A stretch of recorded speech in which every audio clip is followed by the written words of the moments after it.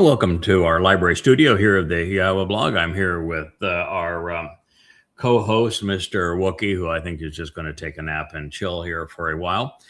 We're having a really good time returning to more translating and commenting on and deriving insights from Yahweh's testimony. Uh, Spent all weekend on it, and again the all day yesterday. And what we're finding is so fascinating that I'm actually now, having finished the 89th Mizmor, which is what we're presenting here. I've made it to the end, which is verse 52. We're on going to review 16 and 17 before we move on today. And in it, we learn lots of insightful things. And by the time we've come to the end and realizing that we have come back to the 89th Psalm because of the fact that we were led to it by the final word picture. That would be Mashal 31. And in it, it's apparent that Dode is given surrogate parents, that a woman who is referred to as his who is later called by Dode Yahweh's Amma, his most productive mother, and is related to as the Ashar, comes in to speak to her son in a message that is recorded by her Baal husband. And in that, it's such a sweet picture of mother's love. And she is presented as, well, Dode presents her as his mother, and not his birth mother. He hates his birth mother. And her husband is who he is being referred to in it. And it really just an empowering statement. And then we read how Dode got into the position where he needed this intervention, as is presented in 2 Samuel. And then we went on to consider what Dode's response to Yahweh was when Yahweh stopped communicating with him over the whole Bathsheba affair. That's presented in Psalm 51. It was one of the roughest occasions, very somber. In fact, I went to wearing black just to report it to you. And then we went to the 116th Mizmor, which is glorious, which shows Dode's recovery after he was met with by the Amma, his who is referred to as the Asherah or Ashar in this Mashal, this word picture. And we realized that wasn't enough to get him out of his stupor, but it certainly got his attention, and that the only thing that could have solved Dode's issue, and it was delivered right at this time, is Ethan Ha-Izraki's contribution and collaboration with Yahweh in the writing of the 89th Psalm, which was then delivered to Dode. And it served to resolve the conflict. And returned Dode such that he restored his relationship with Yahweh, and the rest was made possible, such that he would return to fulfill Pesach Matzah and Bekurim in 33 CE. So it's a glorious, absolutely glorious story, the way that Yahweh used surrogate mother and father to restore the relationship he had with his Bukor son. But once you put yourself in that mindset that God did this way, and that he did it through a person whose name describes the fact that he's been put in and out of the timeline on an ongoing basis, and he comes in with a wife, and as a result, he and she play major roles all the way through the timeline with Dode. And the most fascinating about this is something I hinted at the I think the last show we did outside yesterday, or the one prior to that anyway, in the Ocean Studio, where I was given the insight that the man in the garden, the first human conceived by Yahweh with a Nesalma in addition to a Nefesh, is the reason that Dode is called the firstborn of God. And that individual, that soul, his Dode's soul. And that I know how Chanuk came to know about Yahweh, why he was respected by Yahweh, how he earned Yahweh's favor, and his support for Dode as Adam, as that man. And he had 300 years with him to support him as he struggled with the last 300 years of his life outside of the garden. But that would be the only way for Chanuk to actually learn about Yahweh. And no one else could have explained who he was. There was no Torah at the time. And so it was only Adam's, who was Dode's, recollections of what took place in the garden. And then this man's natural empathy for him and his support for him is what earned God's respect. And we go from there, and you realize the other times that Chanuk is deployed all the way through the timeline, and where Dode is deployed, and how the role that I have been asked to play throughout time exists for a singular reason: to support the firstborn Son of God. And that is the story of the lesser luminary in support of the greater luminary in the fourth day of creation. It's all the way through. It's always consistent. And it's quite the story. Once you figure out who is whom and why God needed to insert these certain people at this time, and then you go through the math and you recognize when they were born, when they were withdrawn, the whole thing just fits together like a perfect glove over an ideal hand. And you see the very hand of God intervening throughout the story to make certain that the important things take place exactly as they were designed. So that's what we're doing. And to do that now, just as I had finished the 89th Mizmor and said, okay, I'm on page like 700 of this book, we're really close to doing a final read through, and we'll make our edits and we'll get her published. I couldn't do that because I had to go back and flesh out whether I could validate my claim that Dode was the man that God created in his image in the garden. And it was one affirmation after another. And at that point, I have to write it into the story. And then I realize, I need to go all the way back to the beginning and tell the story the way God tells it, with the greater and lesser luminaries being presented on the fourth day, and why they were, what their relationship is, and how that plays out through the rest of the Torah. It's a marvelous teaching experience. Again, I don't expect this to resonate with those outside of our covenant family.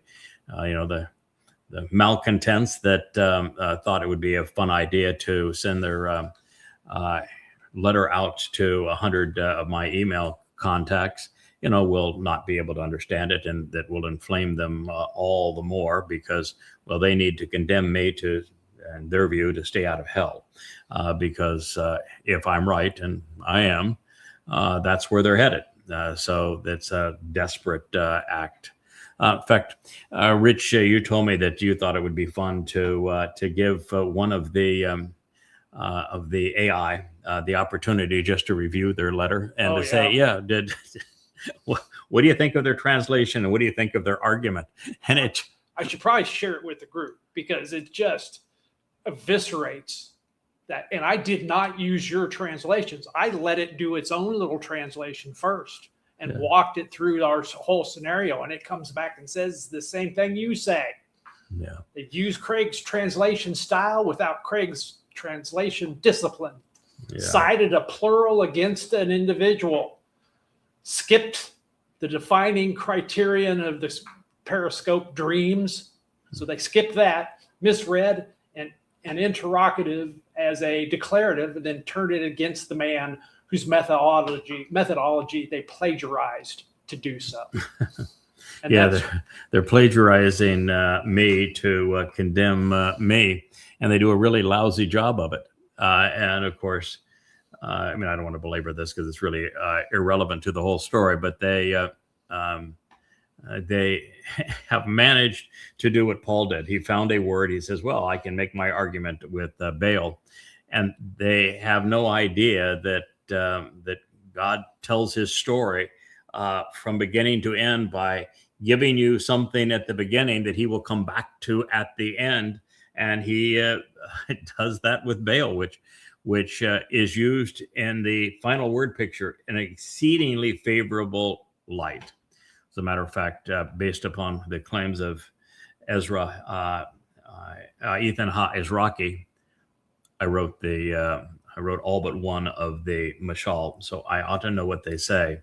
And in it, Baal is the loving and supportive husband that has rallied around Dode and is married to Dode's mother, and supportive of Dode's Amma, and his the one he calls Ashar. And it's just so interesting because we are coming full circle, in that when Elia attacked not Ashar and Baal, but the prophets of Ashar, the religious interpretation of them, he will now come back celebrating who is Ashar and Baal as this beneficial woman and her loving husband.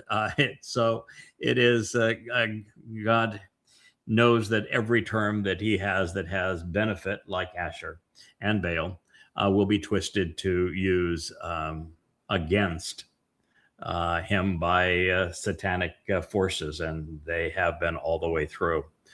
So it's all fascinating. And of course, when you finally understand the common denominator and how God works through this whole thing, all the pieces just fit together. I have shared them here with the family, and as we develop them a little further, I'll share them with you, and you just see the timing of who these people are that are involved in this soul, supporting this soul that is God's firstborn in Dode, how they come to their positions and how it develops from there, and the timing of all these issues. You just go, oh my, it is all of the millennial markers. It is just breathtaking that it was all there all the time.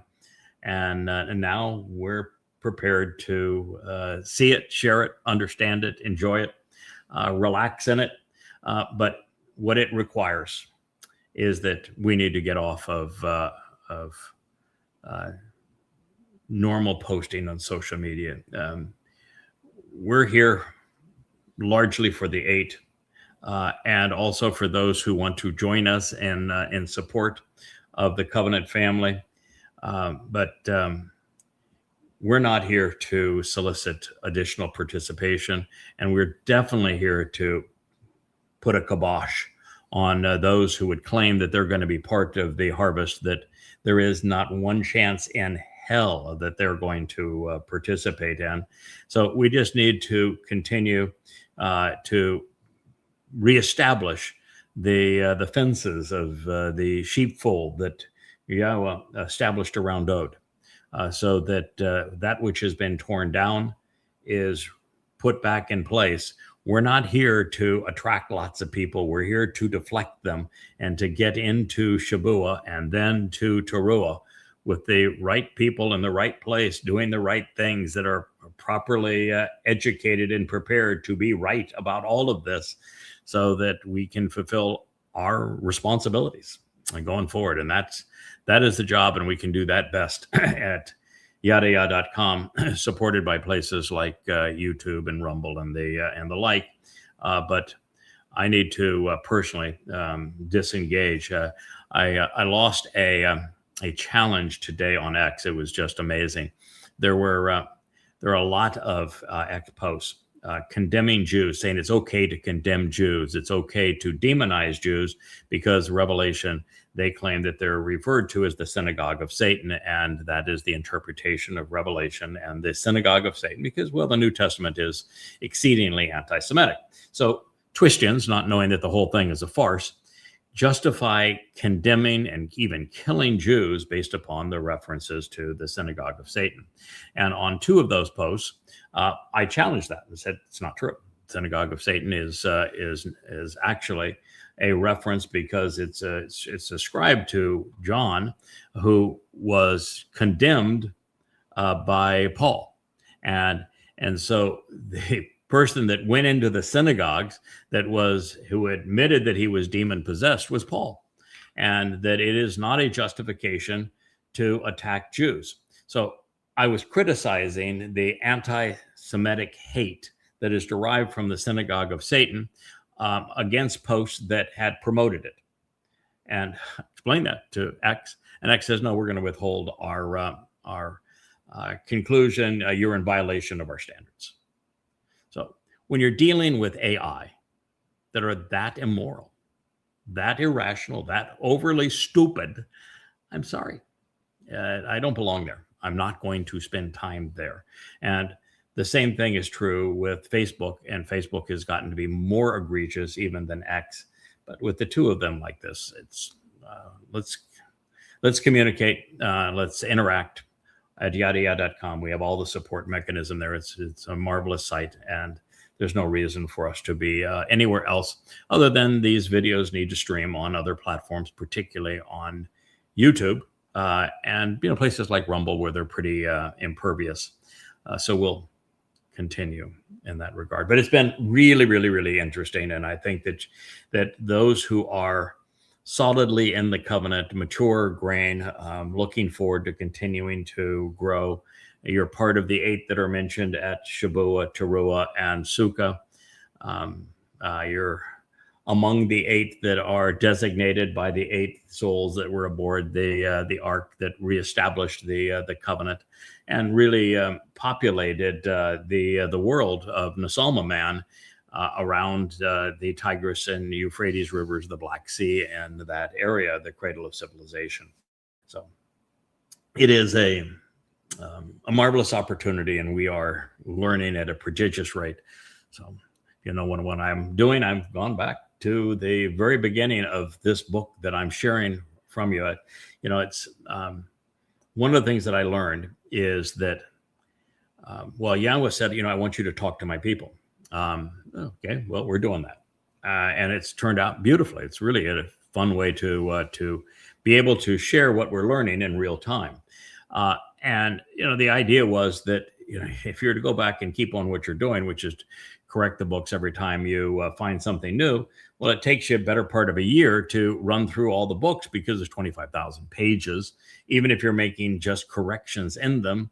And if you just put one more book on the shelf, no marginal utility there. So what we're doing now is I spend 3/4 of my day translating, interpreting, learning, and drawing conclusions that then become part of these programs. So I'm writing for these programs with the realization that the last book in the Yadayah series, Volume 9, A Time of Trouble, is then published as part of what we shared in those programs. And the same thing is true with this, which is the 4th volume now of Coming Home, which is being renamed after the introduction of these characters, Mayor, the illustrious luminaries that are so essential to God's story.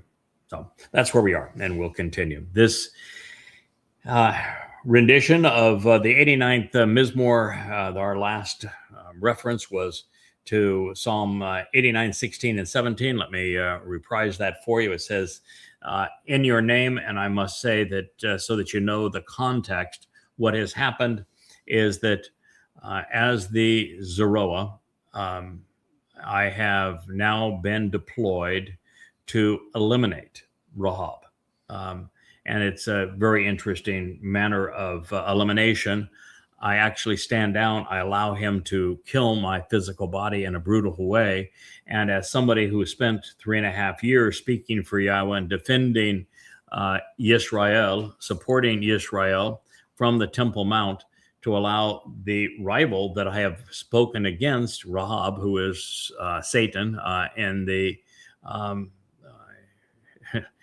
body of Donald Trump, and for them to now realize that he was the problem all along, and that their advocate was this man that he is specifically going, because they have watched all of this, and everybody, including Rahab, have tried to eviscerate me, tried to kill me, and it never works. And so I actually tell everybody, I said, this is going to happen on this day. Sun's going to rise on this day. I'm going to summon him and his minions, and they're going to brutalize me. And you're going to watch this happen. And then you're going to see what Elia and Yahweh do with the sacrifice of my body.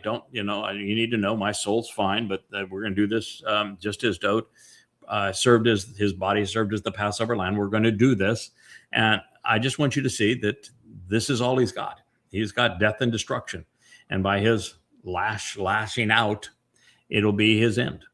At that point, his Ruach spirit and Donald Trump and Satan go to Sheol, and my Nefesh soul returns to stand beside Dode and Yahweh. So it reads, in your name at this time, they will continually rejoice. They will celebrate these favorable circumstances, expressing their enthusiasm. And they will do so every day. And that'll be a lot of days. There'll be 1,000 years of 365 and a quarter days a year. That's a long time to be celebrating. And it was written in the call imperfect, paragogic, enthusiastically, genuinely, and on an ongoing basis, celebrating kol ha-yam all of the time. And in your vindication and that which is right about you, basadaka, ata, by being correct, fair, and right, just, acquitting, accurate, and honest, they are lifted up on high, enriched, and empowered, because that is the key. Are you right about God or not? That was 89:16. Indeed, you are the empowering nature of their beautiful adornment and the fortifying aspect of their majestic splendor. The covenant members are going to be glorious, magnificent at this time, and the remnant of Israel are also going to be beautifully adorned. I mean, they're going to be prepared to meet God and their king on their return. And so it's just going to be a marvelous spectacle where everyone is either beautifully attired with attractive clothing that the seamstress of God will have provided for everyone. It's quite a production order that you're going to have, Miss Leigh. I hope you're up to it. And those who are covenant, well, they're going to be draped in light. So, in fact, if you look at a lot of Leah's invites, the gowns worn by the women are made of starlight. And so she's already working on her their thoughts as to how we're going to be adorned. Oh my, I'm going back to clues that affirm that Dode was Adam.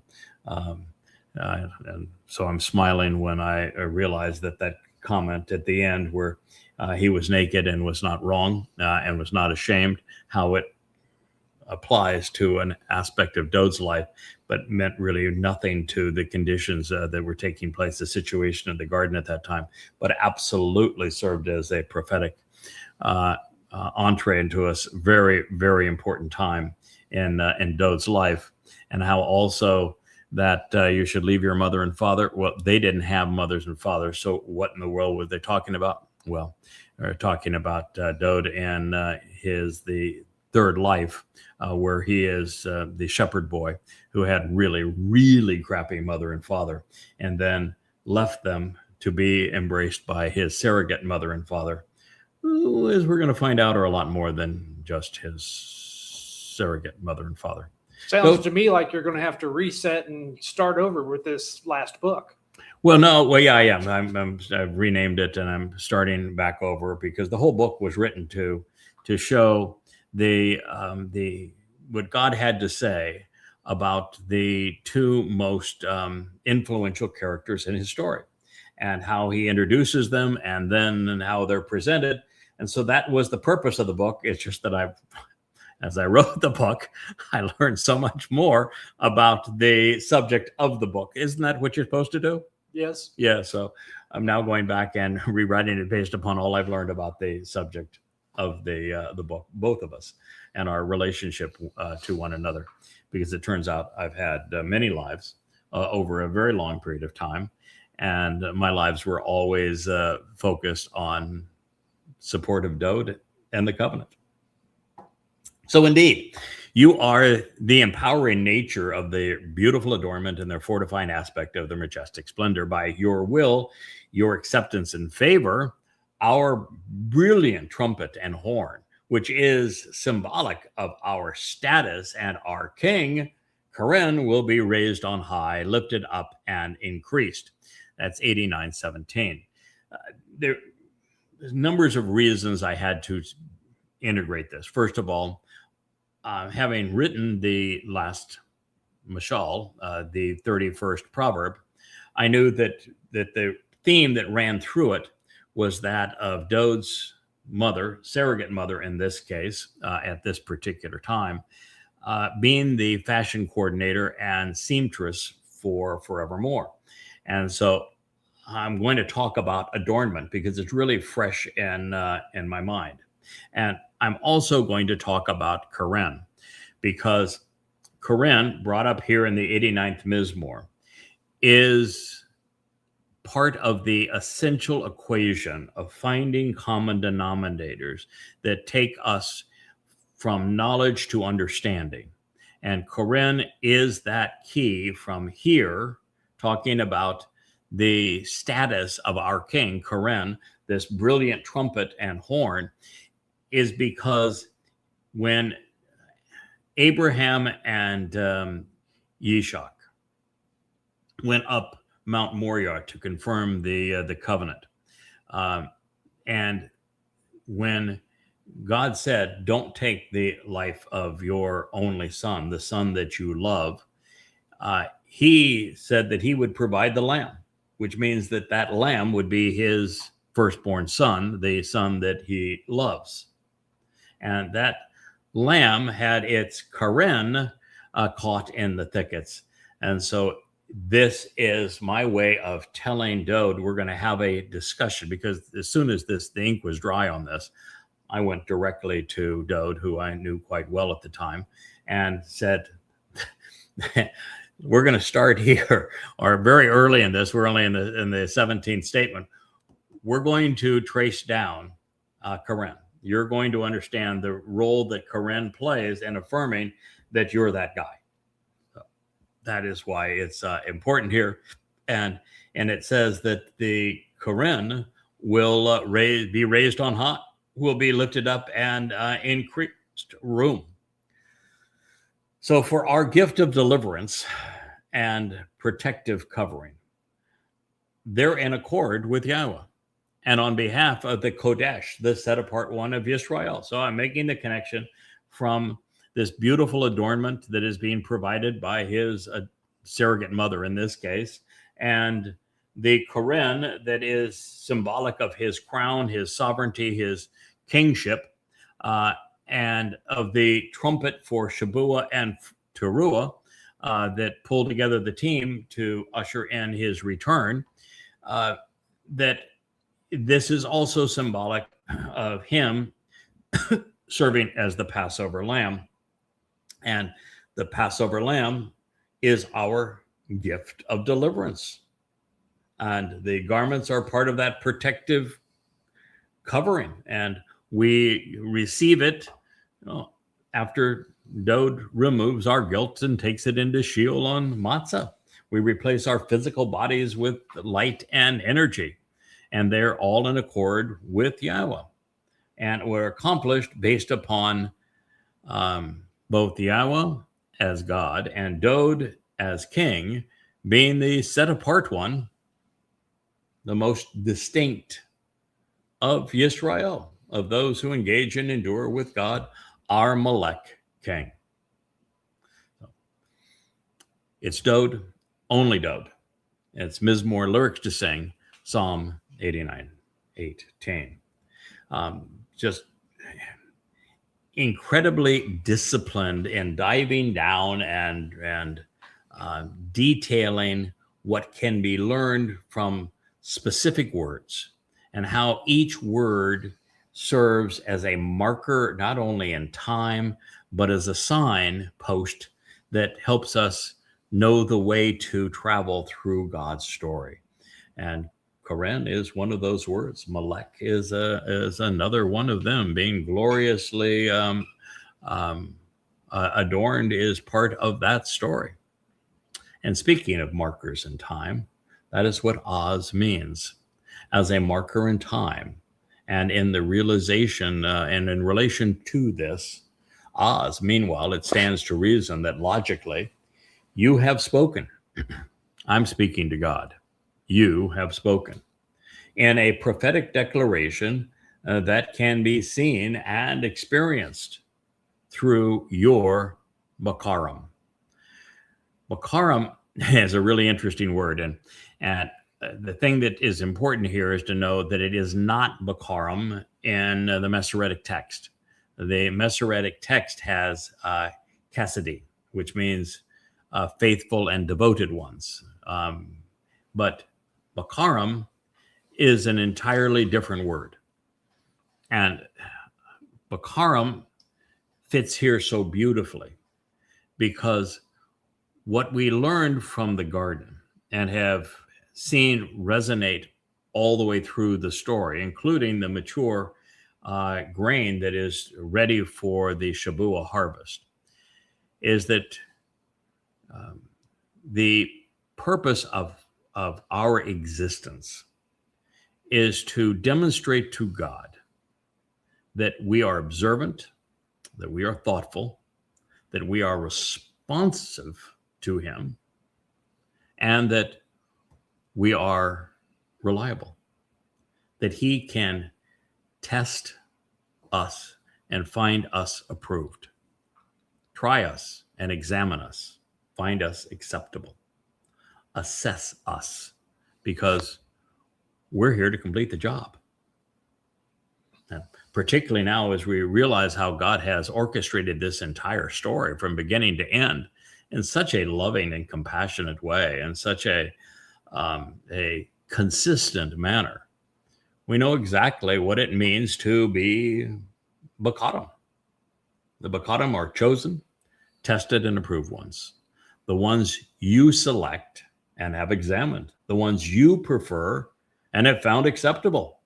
The ones you have assessed, and as a result of that assessment, desire. Marvelous, isn't it? With you saying, I can remain in place because I have put in place, arranged and granted a degree of equality, fitting the circumstances, to those who can smooth things out and resolve the conflicts, thereby achieving a reasonable resolution, making things right, achieving that which is agreeable when deploying those who are appropriate for that situation and who can provide what's needed, serving satisfactorily to remove obstructions so as to engender a suitable result. Shabuw'ah. I have patiently deployed implements, arranged as likenesses, setting those who are agreeable and comparable up as those who are affable to me, analogous and similar to me, an analog, if you will, of me, being productive while I anticipate a favorable and satisfactory outcome, encouraging comparisons while eliminating impediments as well as bumps in the way, obstructions, as they are adequate for me to remain still and silent as I bestowed them as a gift born of devotion, of mutual interest, and of desire. Peel perfect, first person singular. Now, this is really interesting. This is a transition in this text. It has gone from Ethan Ha Ezraki being the voice speaking to Yahweh, sharing what he knows about God, his integrity, his affability, his approachability, his love, his devotion, his trustworthiness. And also he is explaining how Yahweh is going to use him. He knows what his role is going to be in the future. He's a prophet after all. And then you see Yahweh intervene and make a declarative statement. I think it's in the third and fourth statements, very early on, saying, Dod's the one. It was through Dod that I established the covenant. By the way, that's everything. And the only way you establish the covenant is to fulfill Pesach, Matzah, and Bekurim, which we have proven. So he's announcing Dod fulfilled Pesach, Matzah, and Bekurim, which means that we prevailed in our meeting with him. He did what he needed to do. As a result, the opportunity to become part of the covenant is possible. Without that meeting, without this song, without this result, Pesach, Matzah, and Bekurim are not fulfilled. They're not fulfilled by Dod. There is no access to God or to the covenant. So it was a big deal. And at this point, I then go on and explain all of these things, including the annihilation of Rahab. And at that point, God speaks again.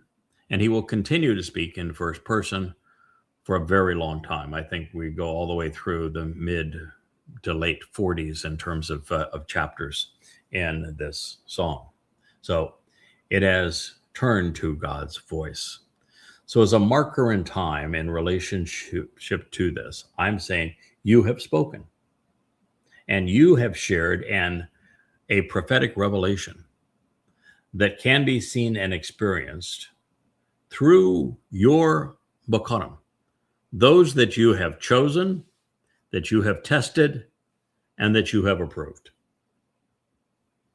And quite frankly, there's not a lot of them. It really isn't. The two that are the most important are the greater and lesser luminary, designated in the fourth epoch of creation. They are represented as the tree of lives. One of them is actually the greater luminary. The firstborn is actually Adam, and then God found that there was a man that supported him in his last 300 years. Got to know him, and that was the first interaction between the two of them. But it's also apparent that there's a woman that's involved in all of this. Dod did not pick very well in terms of women. He's going to need the Leah dating service to do a better job in this regard. But I seem to have found a woman that I dearly love and made a deal with God. It's one of those deals that you cut with God where you say, okay, God, I'll do what you want. I'll come in and out of the timeline. I'll be the fixer. But, I don't want to do it alone. I really love this woman. I want her to come with me so that, it's the two of us working together. And God, of course, said, boy, that's a tough call. Let me see. Can I arrange that? Oh, okay. Yeah. All right. Now that you asked for it, sure. Of course, that was what he wanted to do all along. But nonetheless, I'm quite confident I asked for it. And so she is one of these chosen, tested, and approved ones.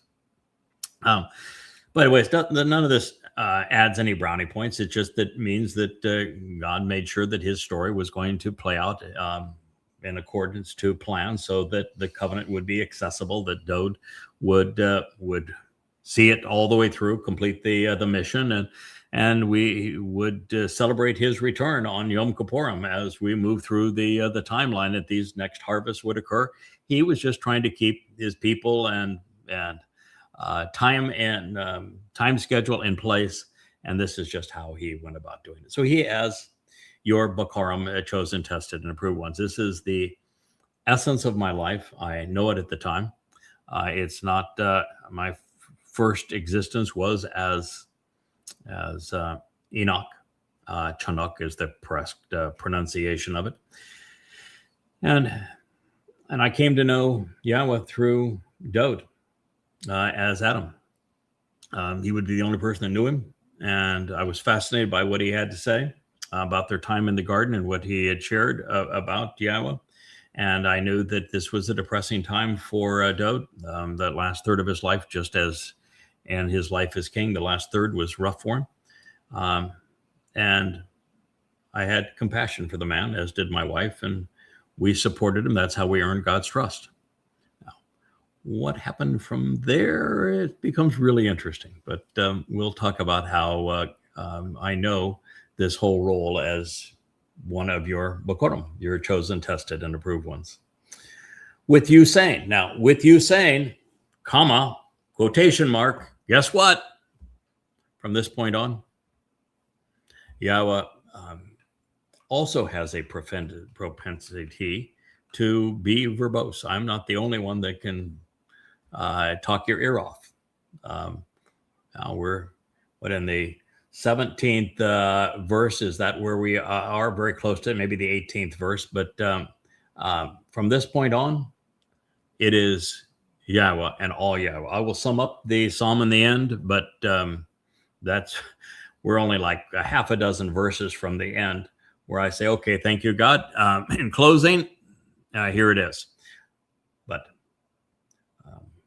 as a matter of fact, this is now in God's voice. So what is God saying? I introduced the concept of your of working through your chosen and tested ones. And God says, yep, I can remain in place. This is the whole story, folks.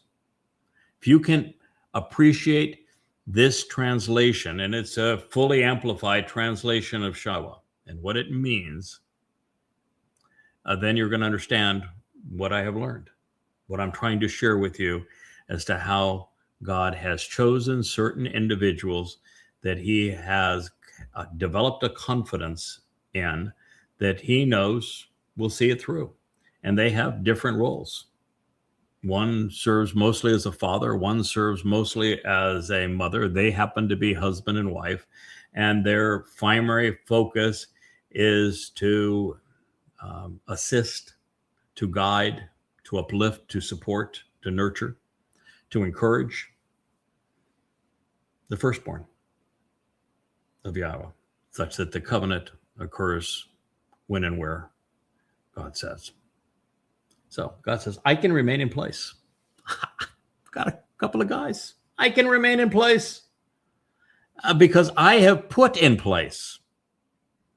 I have arranged and I have granted a degree of even equality, fitting the circumstance anyway, to those who can smooth things out and resolve conflicts, not conflicts with people being religious, not conflicts with people being political or the terrorists during the Nephilim period. No, we need to smooth things out and resolve the conflicts that occur between father and son. Because the son, the firstborn, well, he was cerebral, but also emotional. And he had some outbursts, and he had been, listen to what he said on the way out of the garden. No, not my fault, man. It's your fault. You gave me that woman. It's her fault. She gave it to me. Not my fault. So when you read like the 51st Mizmor, that's how I went directly and said, oh my God, I've read this before. Yeah, indeed. So God says, I can remain in place. Is in Shamayim. It's nicer there than it is here on earth, because I have put in place, I have arranged and granted a degree of equality fitting the circumstances to those who can smooth things out and resolve conflicts, thereby achieving a reasonable resolution. making things right, achieving that which is agreeable, when deploying those who are appropriate for the situation and who can provide what's needed, serving satisfactorily to remove obstructions so as to engender a suitable result, assisting by supplying whatever is needed to strengthen, to serve, to help, and to enable either. Serving as a resource to aid, encourage, succor, and support over and on behalf of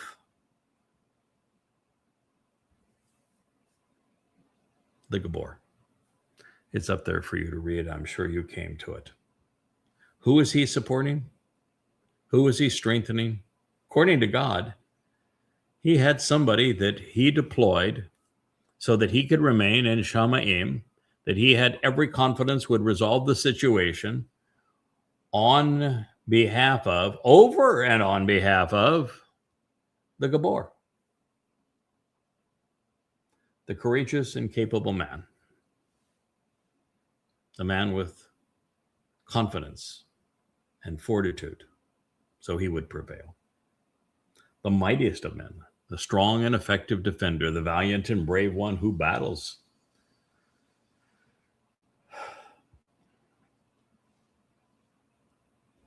That's it, folks.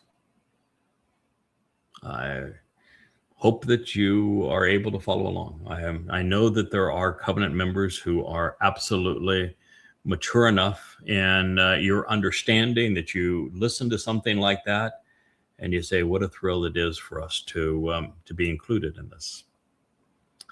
Because when it comes to shabuw'ah, taruw'ah, and sukkah, as well as to the ark, there are 8 that are essential. And that 8 that's just the lead in this pack. Because there are so many more that are essential to working and supporting with them. We are developing a tested and examined family on behalf of the man that God chose to serve as king.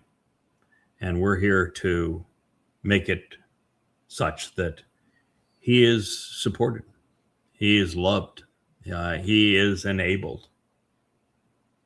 So he says, I will rise up and exalt Bakar, the one I have examined, tested, and approved, the man I have specifically chosen and appointed after careful consideration, the one I have decided to engage in a special relationship with, Bakar. By the way, the other thing that just was stunning to me is you go through and you look at all the various situations of all the characters and what God said about them. And when Dod is 8 years old, he's down there in Bethlehem. He's abandoned by his mother, abandoned by his father. Nobody knows anything about him. He was an afterthought on all of this. And God says, that's the guy. I'm choosing him. And I make my criterion differently than do men. He knew him. He knew him well. And at 8 years old, we don't prove anything. We're still children. They had been together. I can and will name the occurrences, and it was far more than just in the garden. So he's going to exalt the one that he has examined, that he has tested, that he has approved, the man that he has specifically chosen and appointed after careful consideration, the one he has decided to engage in a special relationship with, the Bakar, who is from and for the people. Mizmor lyrics to sing, Psalm 89:19. I want to remind everybody that there is an aspect of this that can be easily misconstrued. This is from the people. Yeah, we're just people. People could be family. People could be related as kin. People could be a reference to Yisrael. People could, Am can be any one of those things. Sometimes it's even related to a nation. I think here it's double. But the fact is that there really is only a very tenuous tie to DNA ethnicity here. I've shared this with you before, but Adam was not a Jew, was not a Yisraelite, nor was Chava, nor were their sons and daughters, nor was Chinook, and Yahweh found him to be tested and true. The same thing would be said for Noach, who was Enoch's great-grandson, and maybe a little more than that. They weren't Jews. And then we go, and forward in time to Abraham. It's interesting, by the way, that the Noach would live right to the day that Abraham and Yishak went up Mount Moriah to affirm the covenant. He saw that through. Just saying. Year 2000, yeah, huh? He was taken just shy of year 1000, yeah. Yep, interesting. Anyway, Abraham and Sarah, they were not Jews. But you know what they were? They were descendants, the Sama descendants of Noach and his wife, and of their sons, particularly Shem. That they were. Because while the world wasn't flooded, the area of humans with a Nasama was, and that was repopulated by Noach and his sons and their wives. And so they weren't Jews, but they were descendants of Noach and his wife. And so you'll find it interesting to know who Noach actually was, because there was no chance that somebody was going to know Yahweh. None. Why? Because you had Dod was the only access to Yahweh, not Dod as Adam was the only access to Yahweh. He was gone. Enoch learned from Dod, but he was now gone. Even Adam's son, born outside the garden, he was gone. Seth, he was gone too. There's no way. No Torah. Couldn't be done. Unless we follow this and say, well, God has chosen and tested the individuals that he deploys so that he can get the job done. So we'll find out who Noah really is, and maybe even who Shem is, and why it matters. So anyway, this is a profoundly important moment in time. Yahweh spoke through Ethan Ha-Izraki about his plan to restore, to deploy, and honor his beloved son. His revelation would be tangible, visible, perceptible, because it could be seen in real life. The two Bakarim, previously evaluated and acceptable individuals, a man and a woman, a husband and wife, a father and mother, would convey God's words to a king. All three were part of this at that time. That's the whole story. That's why we're still calling this series the Last Word Picture, because it brought us to this place with a mother restoring the king beside her husband, Baal, such that the 89th Mizmor would be written to complete the job.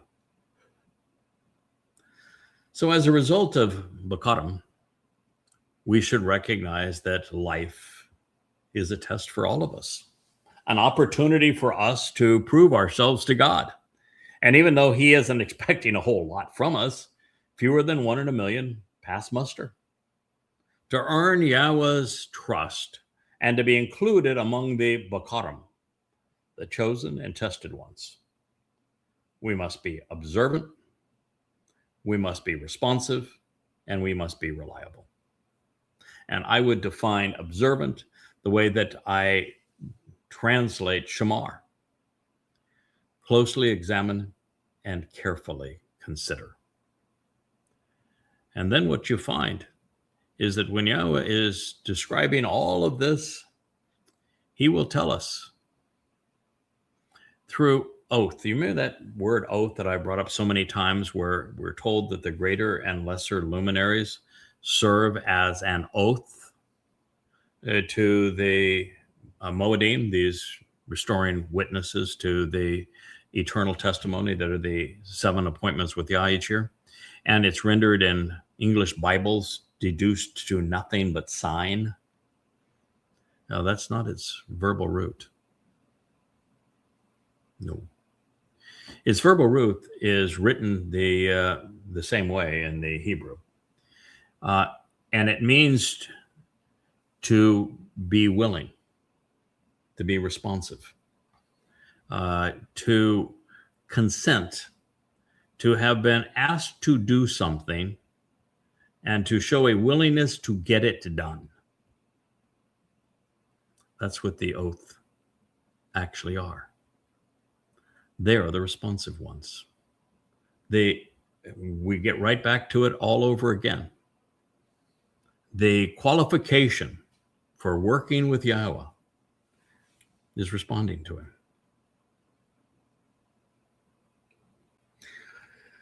So there are chosen and tested ones that are observant, responsive, and reliable, at least to the extent God is comfortable with us accompanying him into the 4th, 5th, 6th, and 7th dimension. We have to demonstrate that we are observant, responsive, and reliable to the extent that God says, yep, I am willing to empower this soul, knowing that they're going to become immortal, and I'm going to give them access to the entire universe and access to come into Shamayim and to be part of my family, communicating with me and all of the other covenant members forever. For him to make that call and to say yes to that, there's no secret little formula where you can say, okay, I'll accept the 5 conditions of the covenant, I'll attend the Mow'ed Miqra'ey, I'm in, right? No, you're not in. You have to continually be observant, which means closely examine and carefully consider, responsive, and reliable.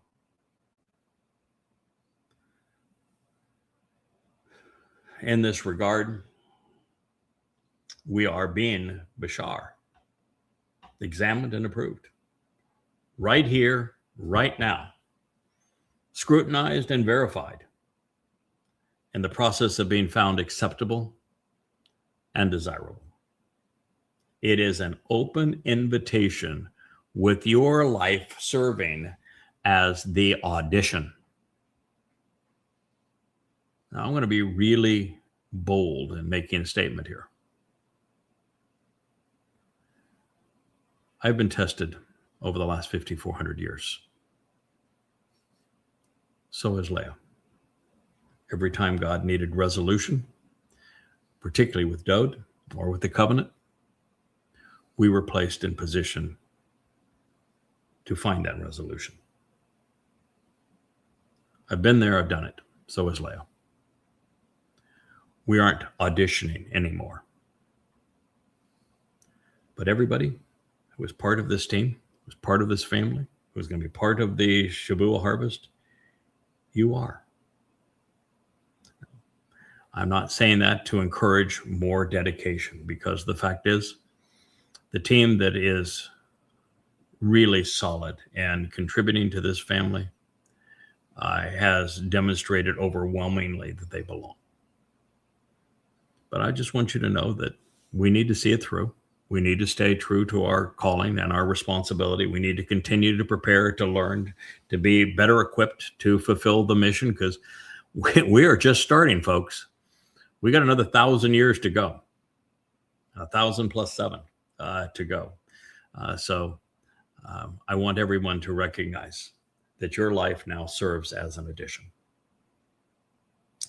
Therefore, while that is a marvelous, I think, affirmation of the understanding of what happened in Eden and what went right and wrong, and that is consistent with what I previously deduced and conveyed, and it serves as a confirmation of why God is allowing a remnant back into the garden during the millennial celebration of Sukkah.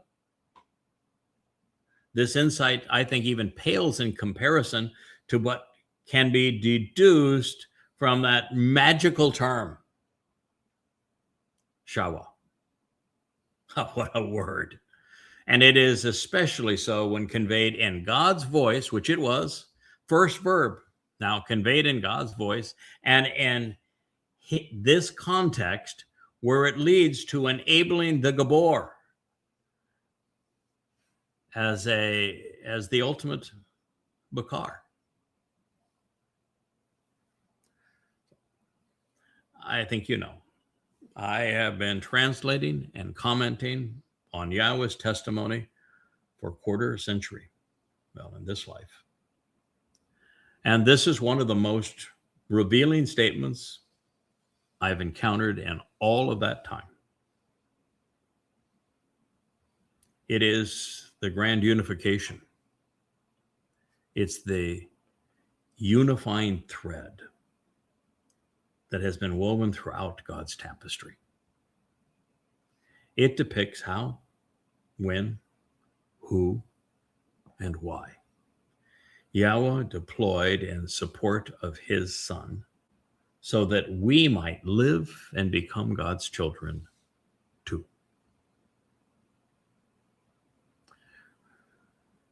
Well, everyone listening to these words, except 2 individuals, they aren't Dod's children.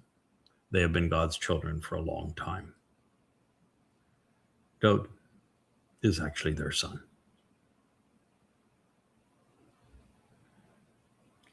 Three times. 3. From this point and through the next 18 statements, and it's far more than 18. I just counted up to 18 and came back to this point. We're just shy of the 20th verse, and we're going to get through the mid 40s. So more like 28 statements. Yahweh's going to share with us in his own words. He's going to talk about his relationship to Dod, presenting him as the cornerstone of his plans and as the exemplar among his people. And so I think that this transition from Ethan speaking to us about Yahweh and Dod and everything that we're going to do together, to Yahweh speaking of Dod and how it pivots upon shabuw'ah, this magnificent verb, and the Bakar to enable Gabor. That's just incredibly sweet. So, my friends, we're going to end this program here because, my mind is racing and I'm having such a delightful time thinking of all of the things that I can develop and share with you. So we'll return to this place in our next episode. I hope that with the weather being a little blustery outside, that we will come back to this studio before the day is out. So thank you so much for listening. I know that I have taken you to a place that you probably never thought God's words would lead to, but rest assured, it is comforting. It is enriching. It is affirming. And indeed, loving and compassionate what God has done. So thank you. May God bless. See you later today.